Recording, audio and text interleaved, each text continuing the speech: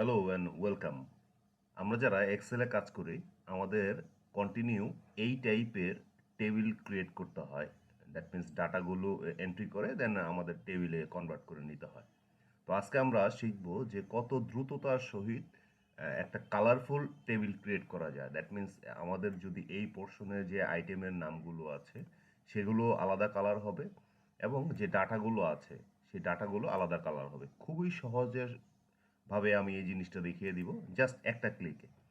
আমরা এই যে ডাটাগুলোর উপর আমরা টেবিল ক্রিয়েট করব সেখানে যে কোনো একটা জায়গায় ক্লিক করে আমরা অল্টার ও প্রেস করব।